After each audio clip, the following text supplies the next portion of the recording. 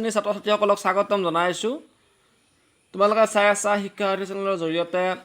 পুনৰৰচনা পাঠৰ আলোচনা। আজি আমি দ্বিতীয় খণ্ড বৰ্গ আৰু বৰ্গমূলৰ বিষয়ে আলোচনা কৰিম। লগতে অনুশীলনী কিছু অংক সমাধান কৰি দিবলৈ চেষ্টা কৰিম। তোমালোকে আলোচনাটিত শেষলৈকে ভাগ ল'বা আৰু কিবা নুবুজা থাকিলে মোক কমেণ্ট কৰি জনাবা। এতিয়া বৰ্গ আৰু বৰ্গমূল কি, ইয়াতে সাধাৰণ ধাৰণা অলপ দিছে, তোমালোকে আগৰ শ্ৰেণীবিলাকত পাই আহিছা। 1 নম্বৰত দিয়া আছে যে যদি কোনো এটা স্বাভাৱিক সংখ্যা এমক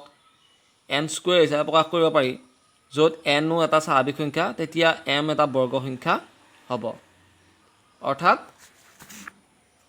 এতিয়া আমি যেনিবা 2 ল'লোঁ, 2টো আমি এম বুলি ধৰিছোঁ, আৰু ইয়াক যদি আমি 2 স্কুৱেৰ এনেকৈ লিখোঁ, তেতিয়াহ'লে এইটো হ'ব এন স্কুৱেৰ হৈছে। এতিয়া ইয়াৰ ফলাফল কিমান হ'ব? 4। এই 4 যিটো পালোঁ, 4টো হৈছে 2ৰ বৰ্গ সংখ্যা, আকৌ 2 হৈছে 4ৰ বৰ্গমূল। 4 = 2 স্কুৱেৰ, 9 = 3 স্কুৱেৰ, 16 = 4 স্কুৱেৰ। 4, 9, 16 আদি সংখ্যাবোৰ বৰ্গ সংখ্যা। এতিয়া আটাইতকৈ দৰকাৰী কথাটো হৈছে যে 2 নম্বৰ যিটো দিয়া আছে সেইটো আটাইতকৈ দৰকাৰী। সকলো বৰ্গ সংখ্যাৰ একক স্থানত 0, 1, 4, 5, 6, 9 এইকেইটা অংকৰে কি হ'ব লাগিব?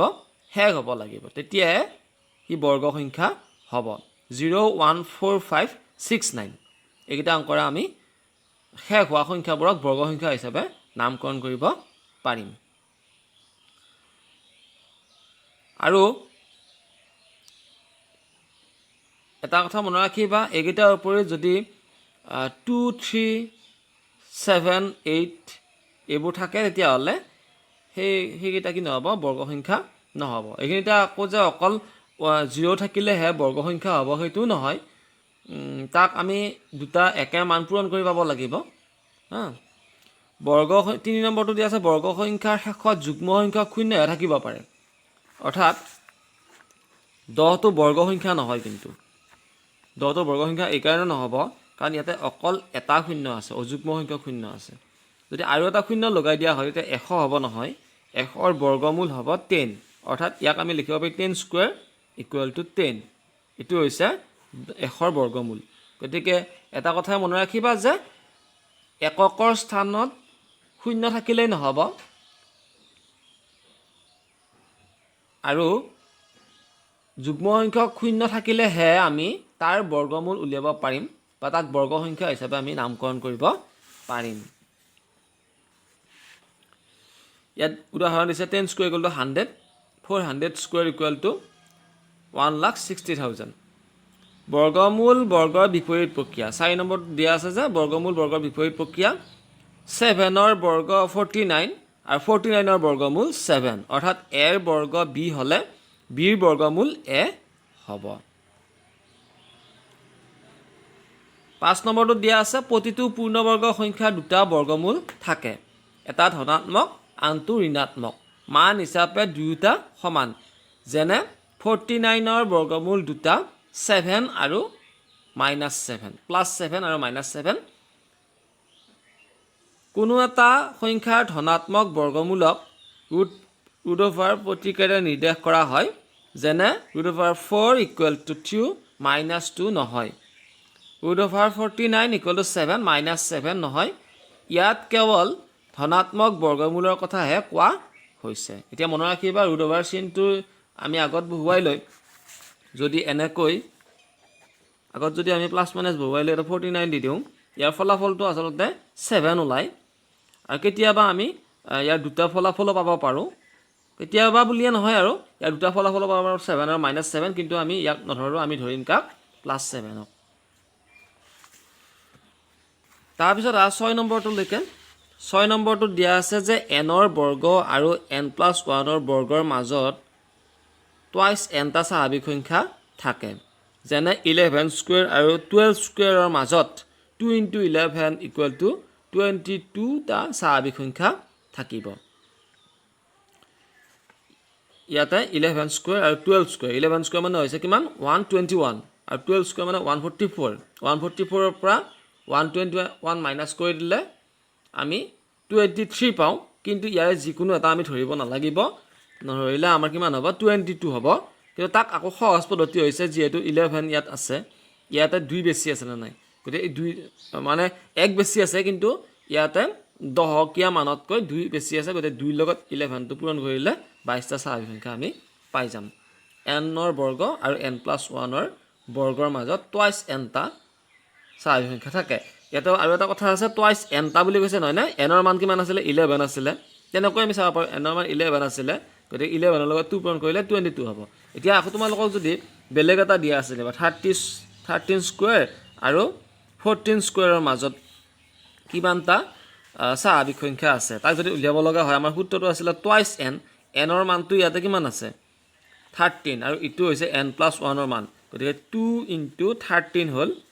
13 দুগুণ 26টা থাকিব কৰি চোৱা 13 13 গুণ 169 আৰু 14 14 গুণ 196 16 ৰ পৰা 9 গ'লে 7 8 ৰ পৰা 6 গ'লে 2 হ'ব কিন্তু ইয়াতে এটা আমি ধৰিব নালাগিব যিকোনো এটা গতিকে নধৰিলে কিমান হ'ব 26 হ'ব নিশ্চয় বুজিব পাৰিছা এবাৰ আমি অনুশীলনলৈ যাব বিচাৰো অনুশীলনে আৰু R2 1 2 3 4 এইকেইটা অংকৰ আজি অলপ আভাস দিম তোমালোকে ভালদৰে চোৱা তলৰ সংখ্যা কেইটাৰ বৰ্গ সংখ্যাৰ এককৰ স্থান কি হ'ব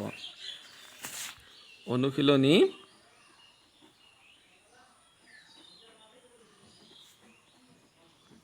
R2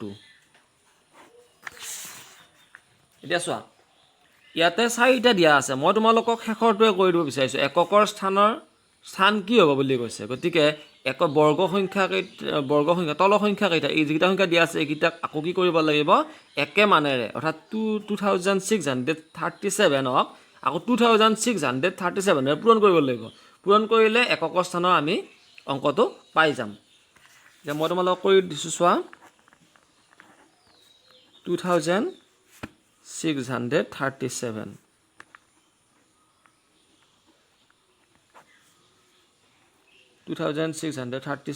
into 2637 আমি ইমানবোৰ দীঘলীয়াকৈ কৰি থাকিব নালাগে কিন্তু মই এটা তোমালোকক বুজাই দিবৰ কাৰণে কৰিছো 7 7 গুণ 5 হাতে গ'ল 4 7 3 গুণ 21 22 23 25 ৰ 5 হাতে গ'ল 2 7 6 গুণ 42 43 44 ৰ 4 হাতে গ'ল 4 7 2 গুণ 14 15 16 17 18 হ'ল 7 3 গুণ 21 ৰ 1 হাতে গ'ল 2 3 3 গুণ 9 10 11 হাতে গ'ল 1 3 6 গুণ 18 19 ৰ 9 হাতে গ'ল 1 3 গুণ 6 7 তাৰপিছত 6 7 গুণ 42 ৰ 2 হাতে গ'ল 4 6 3 গুণ 18 19 20 22 ৰ 2 হাতে গ'ল 2 6 6 গুণ 6 38 ৰ 8 হাতে গ'ল 3 6 2 গুণ 12 13 14 15 7 2 গুণ 14 4 হাতে গ'ল 1 3 গুণ 6 1 7 6 2 গুণ 12 হাতে গ'ল 2 গুণ 4 1 5 9 5 1 6 4 1 5 6 7 8 9 17 18 19 20 22 23 ৰ 3 হাতে গ'ল 2 3 10 10 8 18 18 7 25 25 ৰ 5 হাতে গ'ল 2 4 5 4 9 আৰু 5 1 6 এতিয়া আমি ফলাফল পালো কিমান ইয়াৰ ফলাফল হল 6953769 দেখা পাইছো আমি এককৰ ঘৰত কি আছে 9 আছে আমি লিখি দিম যে 2637 সংখ্যাটোৰ 2637 সংখ্যাটোৰ বৰ্গ সংখ্যাৰ এককৰ স্থানত কি থাকিব 9 থাকিব এনেকৈ তোমালোকে লিখি দিবা বা পূৰণ কৰি চালেও চাব পাৰা নাচালেও বেলেগত পূৰণ কৰি ফলাফলটো লিখি দিব পাৰা হৈছে এইবাৰ আহিছে আমি 2 নম্বৰ বাকি তিনিটা অংক তোমালোকে কৰিবা ইয়াতে 0 হ'ব 1 হ'ব ইয়াতে 4 হ'ব অৰ্থাৎ এককৰ স্থানত প্ৰথমটো 4 হ'ব দ্বিতীয়টো 1 হ'ব আৰু তৃতীয়টো 0 হ'ব হল এবাৰ 2 নম্বৰ চোৱা তলৰ সংখ্যা কেইটা পূৰ্ণবৰ্গ নোহোৱাৰ কাৰণ কি 2 নম্বৰ অংকটো চোৱা তলৰ সংখ্যা কেইটা পূৰ্ণবৰ্গ নোহোৱাৰ কাৰণ কি বুলি সুধিছিলে আমি 4টা অংক পাইছো তাৰে 2 নম্বৰটো মই তোমালোকক কৰি দিম 2 নম্বৰ 2টো 7928 পূৰ্ণবৰ্গ নোহোৱাৰ কাৰণ কি এটা বাক্য লিখিলে হ'ব এতিয়া পূৰ্ণবৰ্গ হ'ব লাগিলে আমাৰ সংখ্যা কেইটা কি আছিলে 0 1 4 5 6 9 এই কেইটাৰে শেষ হ'ব লাগিব এককৰ স্থানৰ অংকটো ইয়াতে চোৱা 8ৰে শেষ হৈছে ইয়াত 0 1 4 5 6 9 আছিলে কিন্তু 8ৰে শেষ হৈছে হয় গতিকে আমি লিখিব লাগিব এককৰ স্থানত 8 থকা বাবে বা সংখ্যাটোৰ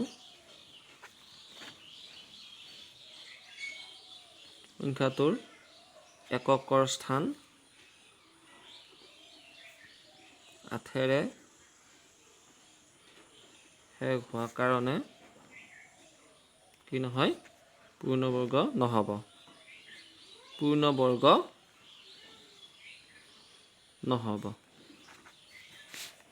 এককৰ স্থানত 8 থকাৰ কাৰণে কি নহয় পূৰ্ণবৰ্গ নহয় এককৰ স্থানত 8 থকাৰ বাবে পূৰ্ণবৰ্গ নহ'ব বা সংখ্যাটো এককৰ স্থান 8ৰে শেষ হোৱাৰ বাবে পূৰ্ণবৰ্গ নহ'ব এনেকৈ লিখিব পাৰা তোমালোকে ইয়াৰ পিছত ইয়াত দেখিছা 7 আছে ইয়াতে আমাকতো যিটা ইণ্ডিকেট কৰিছে কেতিয়া 0 1 4 5 6 9 আছে 7 আছে গতিকে সেইকাৰণে পূৰ্ণবৰ্গ নহয় ইয়াত 2 আছে 2ৰেতো শেষ হ'ব নোৱাৰে এককৰ স্থান এই 0 সিঙ্গল 0 আছে দেখিছা এটা 0 আছে মাত্ৰ কাৰণ শূন্য দুটা থাকিব লাগিব যুগ্ম সংখ্যক শূন্য থাকিব তেতিয়াহে হি পূৰ্ণবৰ্গ হ'ব গতিকে সেইকাৰণে এইটো পূৰ্ণবৰ্গ নহয় এইটো লিখিব লাগিব যিহেতু এককৰ স্থানত 0 আছে কিন্তু যুগ্ম সংখ্যক 0 নাই গতিকে ই পূৰ্ণবৰ্গ নহয় এনেকৈ লিখিব লাগিব হ'ল ই নম্বৰটো চোৱা তলৰ সংখ্যাবোৰৰ বৰ্গ কিমান হ'ব তলৰ সংখ্যা কেইটা বৰ্গ কিমান হ'ব এতিয়া মই তোমালোকক 3 নম্বৰটো কৰি দিব বিচাৰিছো তোমালোকে 1 নম্বৰ 2 নম্বৰ আৰু 4 নম্বৰ কৰিবা 3 নম্বৰৰ 3 কিমান দিয়া আছে 53 হয়নে 53 দিয়া আছে 53 এতিয়া আমাৰ বৰ্গ উলিয়াব দিছে সমাধান 53 বৰ্গ হ'ব 53 হোল স্কয়াৰ অৰ্থাৎ 53 কি কৰিব লাগিব দুটা পূৰণ কৰিব লাগিব কৰি চোৱা 53 দুটা পূৰণ 3 3 গুণ 9 5 3 গুণ 15 5 3 15 5 হাতে গ'ল 1 5 5 গুণ 25 একে 26 9 5 10 শূন্য হাতে গ'ল 1 6 7 8 2 2809 আকৌ চোৱা 3 3 গুণ 9 5 3 গুণ 15 5 3 15 5 হাতে গ'ল 1 5 5 গুণ 25 26 9 5 10 শূন্য হাতে গ'ল 1 6 7 8 2 এইখিনি হৈছে 53 বৰ্গ হৈছে তোমালোকে বাকি দুটা এনেকৈ 19 দুটা পূৰণ কৰিবা 37 দুটা পূৰণ কৰিবা 78 দুটা পূৰণ কৰিবা উত্তৰ ওলাই যাব এবাৰ আজি এই আলোচনাৰ শেষৰ অংকটোলৈ যাব বিচাৰিছো 4 নম্বৰ অংকটোলৈ 4 নম্বৰ অংকটো দিয়া আছে মৌলিক উৎপাদক বিশ্লেষণ পদ্ধতিৰে বৰ্গমূল নিৰ্ণয় কৰা মই তোমালোকক 4 নম্বৰৰ 4টো কৰি দিম তোমালোকে 1 2 3 এই তিনিটা কৰিবা হৈছে এতিয়া মৌলিক উৎপাদক বিশ্লেষণ পদ্ধতিৰে আমি বৰ্গমূল নিৰ্ণয় কৰিম আমি অংকটো কেনেকৈ কৰিলো চোৱা 9801 আছিলে 9801ক আমি ছুটি হৰণত এটা কৰি চাইছো 3ৰে এখিনিক যেতিয়া আমি হৰণ কৰিম যেহেতু এইকিটা 9 8 17 17 একে 18 হ'ব 3ৰে হৰণ যাব 2ৰে নাযায় এককৰ ঘৰত 1 আছে তো সেইকাৰণে 2ৰে নাযায় 3ৰে যাব মৌলিক সংখ্যা 3 3 গুণ 9 3 2 গুণ 6 2 বাকি হ'ল 20 3 6 গুণ 18 2 বাকি হ'ল 21 হ'ল 3 7 গুণ 21 আকৌ 3ৰে কৰা 3 গুণ 3 2 নাযায় শূন্য দিব লাগিব 3 8 গুণ 24 হ'ল 2 বাকি হ'ল 27 3 9 গুণ 27 আকৌ 3ৰে কৰিছো 3 3 গুণ 9 1 বাকি 18 3 6 গুণ 18 3 3 গুণ 9 এবাৰ 3ৰে 3ক এবাৰ যাব 6 দুবাৰ যাব 3ক এবাৰ যাব হৈছে 11 11 গুণ 121 তাৰপিছত এইটো আমি ইয়াতে এনেকৈ পাতিছো 9801 = 3 * 3267 3267 লগত 3 পূৰণ কৰিলে আমি কিমান পাম 9801 9801 পাম তাৰপিছত আকৌ কি কৰিলো এইটো ভাঙিম এবাৰ আমি 3 * 1089 1089 এৰ লগত 3 পূৰণ কৰিলে আমি 3267 পাম তাৰপিছত এবাৰ দুটা হৈ গল এবাৰ ইটো ভাঙিম আমি এটো আমি আকৌ 3 ৰে 363 বাৰ আমি হৰণ কৰিব পাৰিম 1089ক 3 ৰে 363 বাৰ আমি হৰণ কৰিব পাৰিম তাৰপিছত 4টা গল 3টা গল এবাৰ আকৌ 3 ৰে এখিনি হৰণ কৰিম কৰিলে 121 বাৰ যাব দেখিছা 121 টো ভাঙিলে 11 পূৰণ 11 হ'ব আমি লিখিছো এটাকে বৰ্গমূল প্লাস মাইনাস ৰুট ওভাৰ 9801 9801 ৰ বহুৱাই দিলো 9801 হলনি আমি কিমান পাইছিলো 4টা 3 আৰু 2টা 11 পাইছিলো 4টা 3 আৰু 2টা 11 পূৰণ ফল আমি কিমান পাইছিলো 9801 পাইছিলো এতিয়া দেখা পালোঁ 3 square into 3 square into 11 square তাৰপিছত সেইখিনি যিহেতু বৰ্গমূল চিহ্নৰ ওপৰত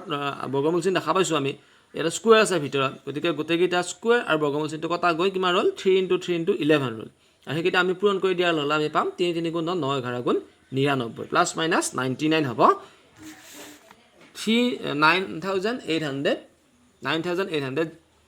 9801ৰ বৰ্গমূল প্লাছ মাইনাছ 99 মৰমৰ ছাত্ৰ ছাত্ৰীসকল আজিৰ ভিডিঅ'ত তোমালোকৰ লগত আমি 1 2 3 4 এইকেইটা অংক আলোচনা কৰিলোঁ তোমালোকে নিশ্চয় আয়ত্ত কৰিব পাৰিছা আশা কৰিছোঁ ৰৈ যোৱা অংককেইটা তোমালোকে কৰিবা আৰু কিবা নুবুজা থাকিলে মোক কমেণ্ট কৰি জনাবা মই সেইবোৰ সমস্যা সমাধান কৰিবলৈ চেষ্টা কৰিম সকলোকে শুভেচ্ছা জনাই আজিৰ পাঠ ইমানতে সামৰণি মাৰিছোঁ ধন্যবাদ